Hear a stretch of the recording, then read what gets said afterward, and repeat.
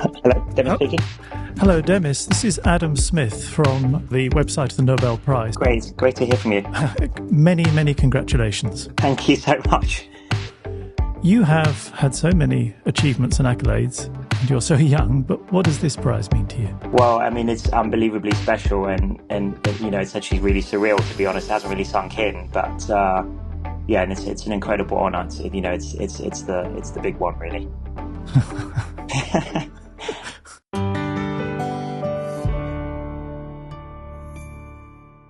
안녕하세요. 이치맨의 안철준입니다. AI가 노벨상을 휩쓸었습니다.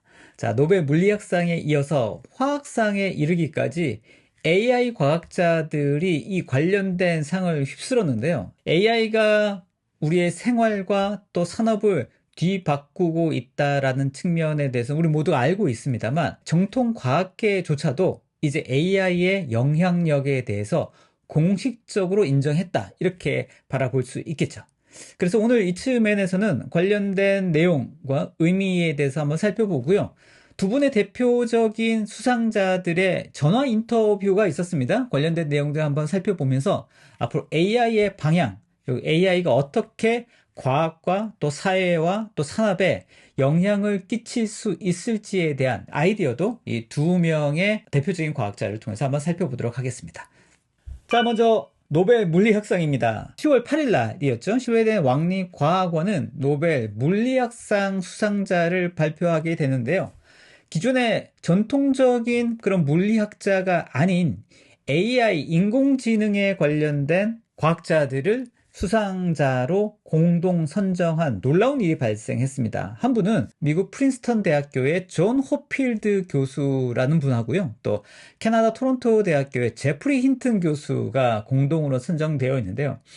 AI에 관련된 정말 대부 같은 분들입니다. 노벨위원회는 인공신경망과 또 머신러닝에 대한 이런 기초를 확립하고 지금 현재의 AI 기술이 확산될 수 있는 그런 기술적 토대를 다진 공로를 인정해서 이 두 분의 수상자를 선정했다고 밝혔습니다. 호필드 교수는 1980년대에 인간이 가지고 있는 신경망 있죠? 이거를 이용해서 인공신경망의 개념을 처음으로 도입해서 머신러닝의 기초를 마련한 AI의 선구자라고 볼 수 있습니다.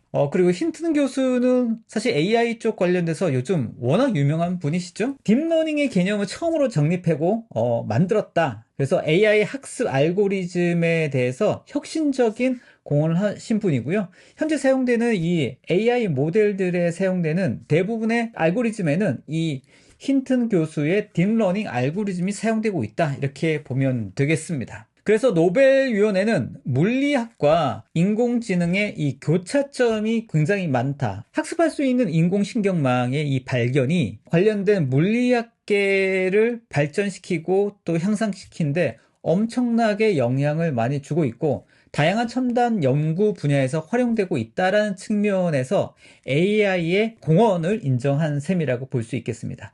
AI가 물리학을 포함해서 과학 전반 그리고 일상적인 삶의 모든 영역에까지 커다란 영향을 끼치고 있다는 점도 당연히 강조를 했고요. 전통적인 물리학자들이 받았던 이 물리학의 영역을 IT, AI에 관련된 이 진보적인 영역들이 물리학상을 받았다라고 하는 측면에서 봤을 때 관련된 학계에서도 굉장히 파격적인 사건으로 받아들여지고 있다고 알고 있고요.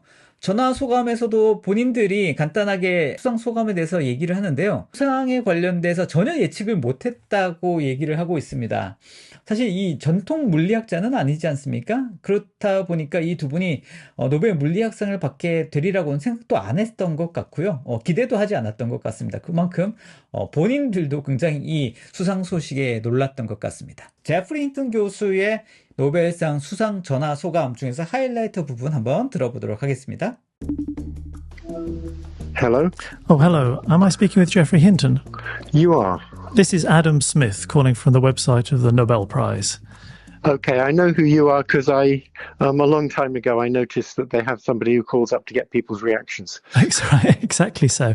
Could we talk for just a few minutes? Yes. Thank you very much indeed. First of all, of course, many congratulations. Thank you. What do you think needs to be done in order to allay the fears that you and others are expressing? So I think it's rather different from climate change. With climate change, everybody knows what needs to be done. We need to stop burning carbon. It's just a question of the political will to do that, and large companies making big profits not being willing to do that. But it's clear what you need to do. Here we're dealing with something where we have much less idea of what's going to happen and what to do about it. And so I wish I had a sort of simple recipe that if you do this, everything's going to be okay, but I don't. In particular, with respect to the existential threat of these things getting out of control and taking over, I think we're at a kind of bifurcation point in history where in the next few years, we need to figure out if there's a way to deal with that threat.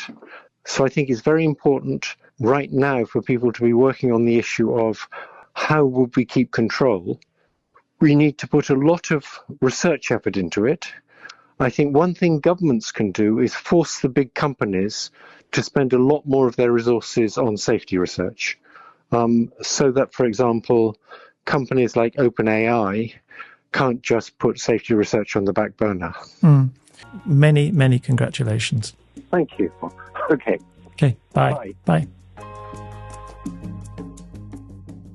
AI 위기라고 하는 게 기후변화에 대한 위기와 좀 다르다라고 생각하는 부분이죠. 기후 위기에 관련된 거는 인류가 직면한 큰 위기임에도 불구하고 많은 사람들이 이게 위기다라고 하는 것을 인지하고 있고 또 뭘 해야 되는지도 어느 정도는 알고 있다라는 겁니다. 문제는 이 관련된 기후 위기를 해결하기 위한 여러 정책들을 얼마나 잘 지켜나가느냐의 문제라고 보는 거죠. 하지만 이 AI 위기에는 기후 위기에 관련된 그런 인식이 아직까지 만들어지지 않았다라고 하는 거죠. 그게 더 큰 문제라고 하는 겁니다. 뭘 해야 될지, 어떤 걸 개선해야 될지에 대해서 정리된 게 없고 합의된 것도 없습니다. 그래서 제프리 힌튼 교수 같은 경우에는 구글에서 AI를 진두지휘하다가 AI 관련된 위험성을 스스로 인지하고 구글을 퇴사해서 AI의 위험성을 굉장히 적극적으로 알리고 있는 그런 대표적인 분이라고 보여지는데요. 앞으로 몇 년 안에 AI 위협에 대처할 수 있는 방법을 찾아야 된다고 얘기를 하고 있습니다.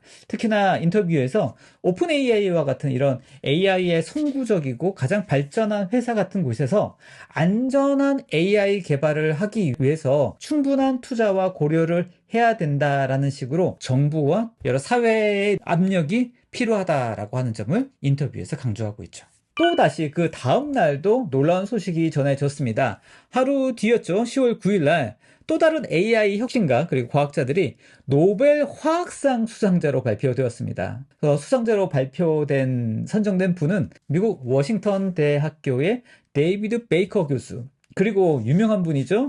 구글 딥마인드의 CEO인 데미스 허사비스, 그리고 관련된 딥마인드의 수석 연구원인 존 점퍼가 그 주인공으로 선정되었습니다. 베이커 교수 같은 경우에는 단백질 예측 그리고 설계를 위한 로제타 폴드라고 하는 솔루션을 개발했고요. 허사비스와 점퍼는 알파폴드라고 하는 AI 모델을 통해서 단백질 3차원 구조를 예측할 수 있는 그런 기술적 혁신을 이루어낸 것을 공로로 인정받아서 이번 수상자로 선정되었다고 합니다. 자, 알파고 기억나시죠? 알파고의 아버지 허사비스가 노벨 화학상을 받게 되었습니다. 정말 놀라운 소식 아닙니까?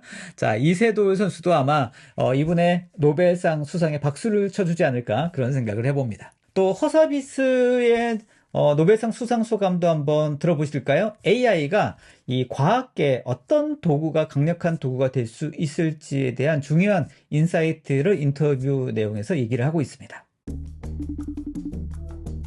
Hello, Demis speaking. Hello, Demis. This is Adam Smith from the website of the Nobel Prize. Great to hear from you. Many, many congratulations. Thank you so much.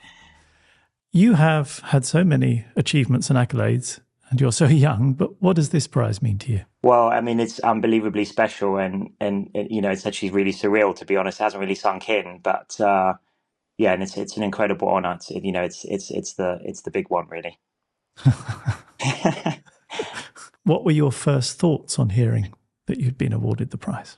I couldn't really think at all, to be honest. I my mind went blank. It was just so incredible. So it's just an unbelievable experience. I imagine a party is about to break out at Google DeepMind. I guess so.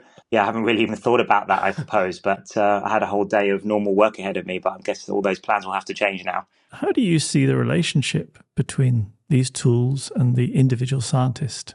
Well, the reason I've worked on AI my whole life is that, I'm passionate about science and finding out knowledge. And I've always thought if we could build AI in the right way, it could be the ultimate tool to help scientists, help us explore the universe around us.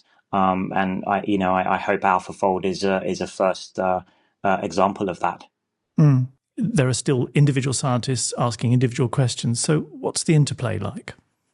Well, I think that at least for the next foreseeable future, I feel like this allows individual scientists to do so much more because these systems, they're tools. They're very good for analyzing data and finding patterns and structure in data, but they can't figure out what the right question is to ask, or the right hypothesis, or the right conjecture.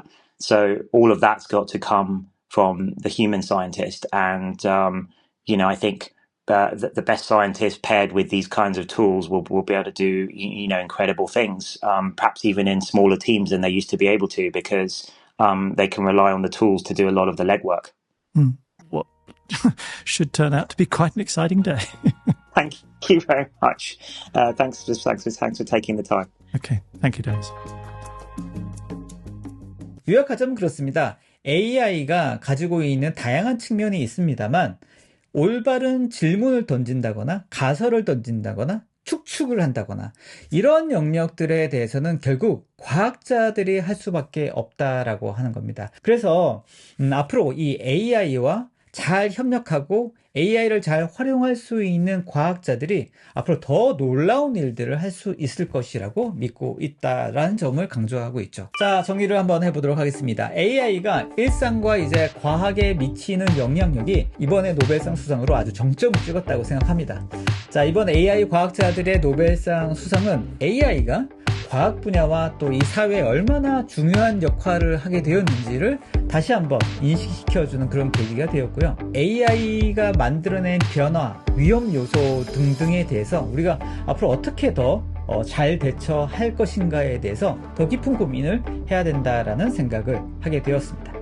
AI의 위험을 강조하고 있는 제프리 히턴 교수가 이번에 노벨 물리학상을 받았지 않습니까? 그동안 그 위험성을 강조했던 그의 말이 사람들이 더 귀 기울이게 되지 않겠습니까? 노벨 물리학상을 받은 사람이니 그만큼 무게감이 있겠죠. 앞으로 AI에 관련된 위상이 예전과 다르게 이제 완전히 과학계도 인정할 만큼의 영향력을 가지게 된 만큼 그만큼의 무게감을 가지고 책임감을 가지고 AI 개발자 혹은 AI를 사용하는 우리도 모두가 이 AI를 어떻게 인류에게 도움이 될 수 있는 방향으로 이끌 수 있을지에 대해서 또 여러 가지 아이디어를 도출해내야 할 그런 시점이 아닌가 생각해 봅니다. 자, 오늘 이쯤에서는 노벨 물리학상과 화학상을 받은 AI 과학자들에 대한 이야기 그 이벤트에 대해서 살펴봤습니다. 이쯤에는 안철준이었습니다.